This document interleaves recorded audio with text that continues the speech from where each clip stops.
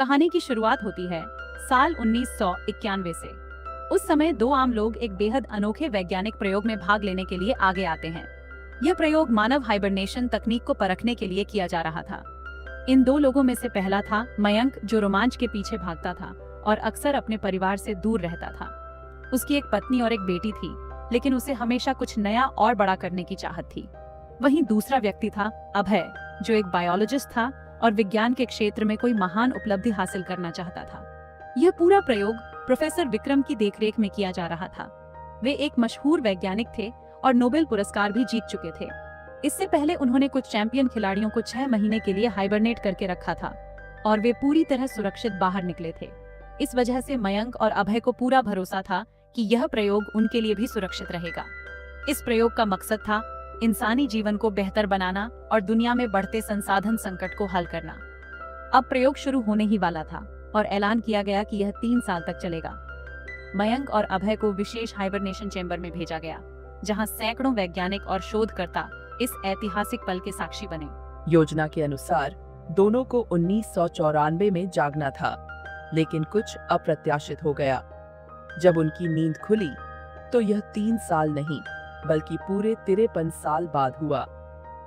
अब समय था साल 2044। जैसे ही मयंक और अभय होश में आए, उन्हें महसूस हुआ कि वे किसी अजीब सी अत्याधुनिक वैज्ञानिक फैसिलिटी में मौजूद हैं। वे दोनों आज भी वैसे ही दिख रहे थे जैसे 1991 में थे। एक दिन भी बूढ़े नहीं हुए।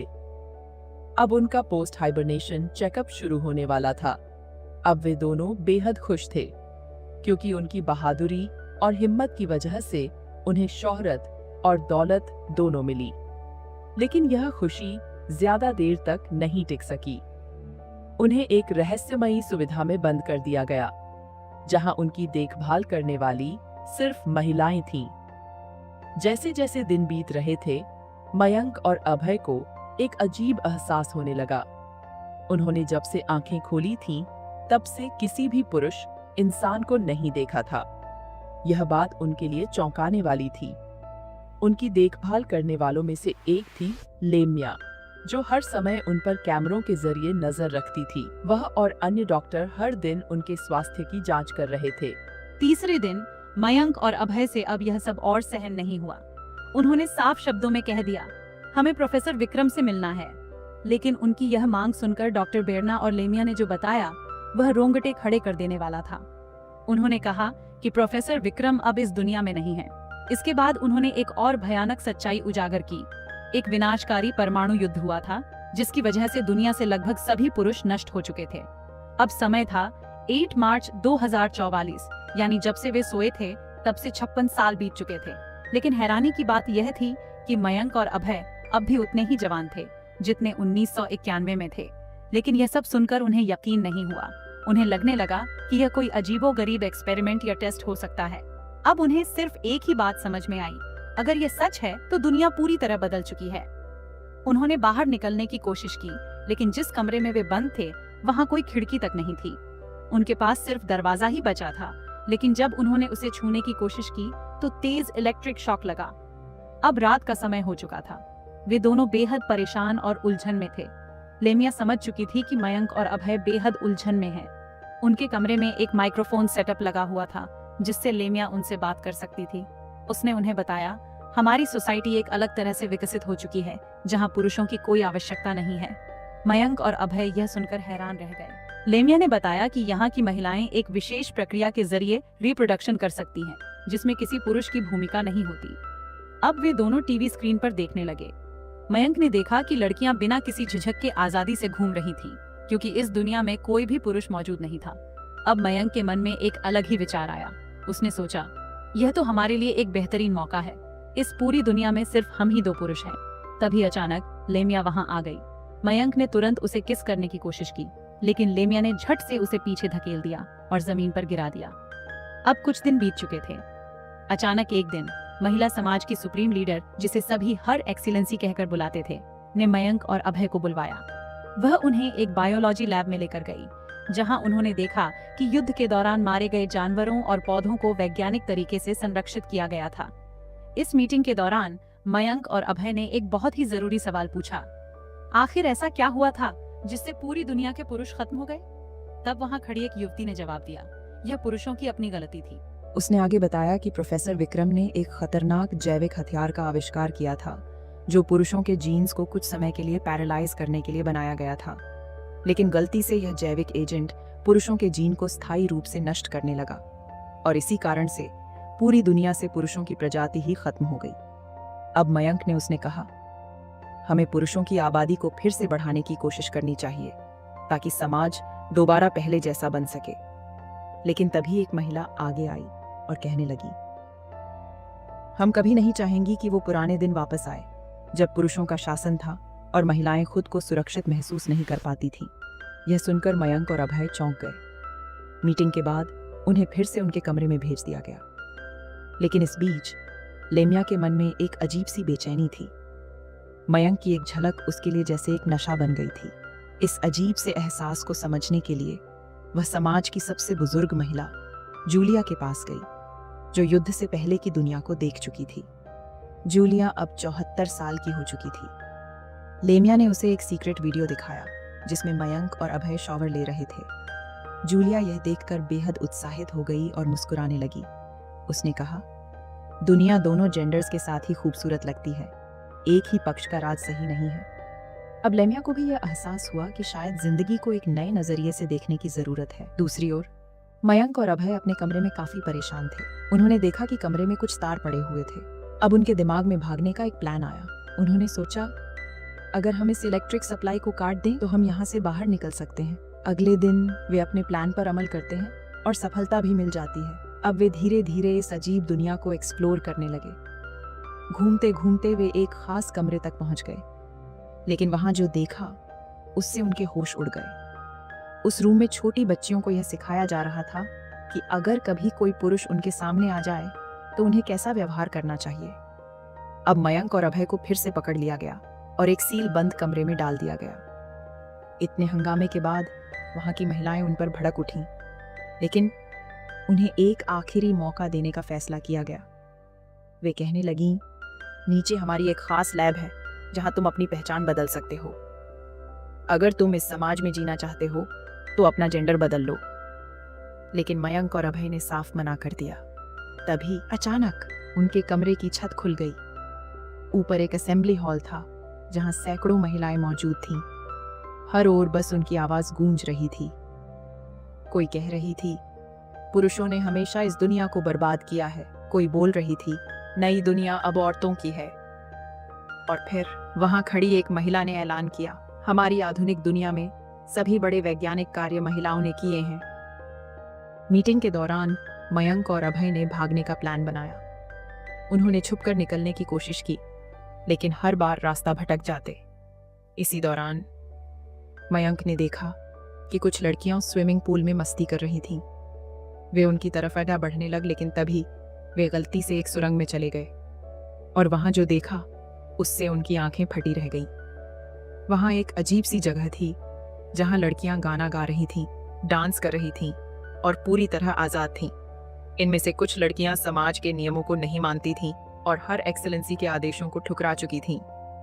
यह देखकर मयंक को थोड़ा सुकून मिला, लेकिन तभी कुछ महिला पुलिसकर्मी आईं और मयंक अभय को पकड़ने की कोशिश करने लगी, लेकिन वे किसी तरह फिर से भाग निकले। अब वे फिर से फैसिलिटी में वापस आ गए। लेमिया ने उन्हें एक सीक्रेट जगह पर ले जाकर बताया, हमारी यह फैसिलिटी असल में एक अंडरग्राउंड बेस है। फिर वह उन्हें मुख्य प्रवेश द्वार की ओर ले गई। अब उन्होंने एक विशाल टेलीस्कोप से बाहर देखा और जो देखा उससे उनके होश उड़ गए। हर तरफ सिर्फ काले पत्थर, वीरान जमीन और एक भयानक अंधेरा था। साथ ही वहां अभी भी भारी रेडिएशन मौजूद था जो प्रोफेसर विक्टर के बनाए एएम बम की वजह से फैला था। जब उन्हें पूरी सच्चाई पता चली तो उन्होंने भागने का इरादा छोड़ दिया। अब वे समझ चुके थे कि बाहर की दुनिया अब रहने लायक नहीं बची है। बड़ी अधिकारी ने लेमिया की खूब तारीफ की, लेकिन मयंक और अभय को पूरी तरह उसके हवाले नहीं किया।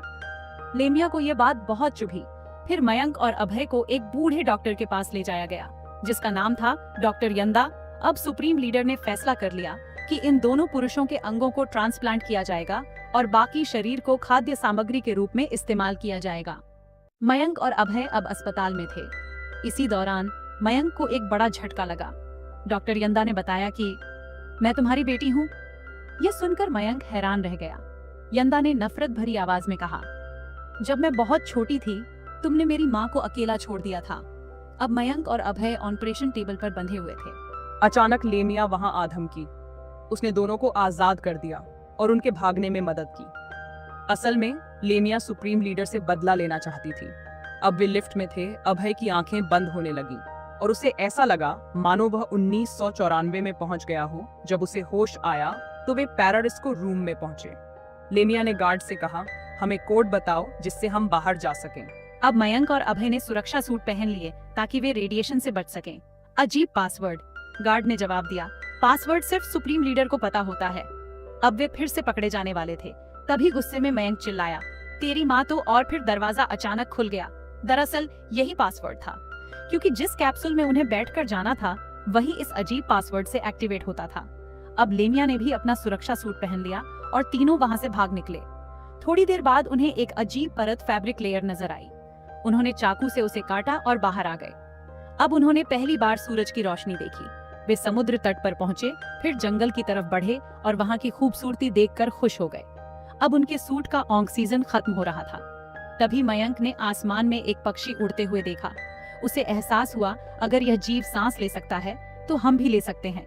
अब उन्होंने अपने सुरक्षा सूट उतार दिए और खुली हवा में सांस लेने लगे। अब वे एक शानदार विला में पहुंचे।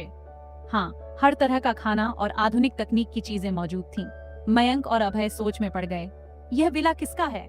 लेकिन उन्होंने ज्यादा सोचने की बजाय ढेर सारा खाना उठाया और गार्डन में जाकर मजे करने लगे। उधर लेमिया की साथी अमा ने भी सुरक्षा सूट पहन लिया और बाहर निकल आई। क्योंकि सिर्फ एक ही सुरक्षा सूट बचा था, इसलिए सभी ने उसे गुड लक कहा और जल्दी लौटने की हिदायत दी। अब अमा को भी एहसास हुआ कि बाहर की दुनिया वैसी नहीं है जैसी हमें अंदर बताया गया था। फिर अमा ने मयंक, अभय और लेमिया को ढूंढ लिया। उसने तुरंत उन पर गन तान दी, लेकिन अचानक उसके सूट की ऑक्सीजन खत्म होने लगी और वह बेहोश होकर गिर पड़ी। अल्बर्ट जल्दी से अपना हेलमेट उतारता है और अमा को होश में लाने के लिए सीपीआर देने लगता है। फिर वह उसे विला के अंदर ले जाता है और उसका सुरक्षा सूट खोलने लगता है। कुछ ही देर बाद अमा को होश आ जाता है। अब अमा धीरे धीरे अल्बर्ट की ओर आकर्षित होने लगती है। दूसरी ओर मयंक प्लमिया को बेडरूम में ले जाता है। वहाँ वह अपनी जिंदगी के बारे में बताने लगता है। अब दोनों कपल्स काफी खुश नजर आते हैं। अगले सीन में लड़कियां बाथटब में नहा रही थीं, जबकि लड़के लिविंग रूम में आराम कर रहे थे। अचानक कुछ अजीब होता है। मयंक और अल्बर्ट को कुछ अजीबोगरीब आवाजें सुनाई देती हैं। वे चौंक जाते हैं, लगता है घर का मालिक वापस आ गया। कुछ ही देर में हर सुप्रीम लीडर वहां पहुंच जाता है। मयंक तुरंत उस पर हमला कर देता है। लीडर भागने की कोशिश करता है, लेकिन जैसे ही वे आपस में लड़ने लगते हैं, सुप्रीम लीडर के बाल और शरीर के कुछ हिस्से नीचे गिर जाते हैं। अब एक बड़ा सच सामने आता है। असल में सुप्रीम लीडर भी एक पुरुष था। वह बताने लगता है, जब विनाशकारी युद्ध हुआ था तब मैं सिर्फ 4 साल का था। उस वक्त जितने भी लड़के जिंदा थे उन्हें उनकी माँ उन्हें छुपाकर लड़कियों में बदल दिया। फिर मैंने लीग ज्वाइन कर ली और धीरे धीरे मैं सुप्रीम लीडर बन गया। अब उसने सबसे बड़ा राज खोला।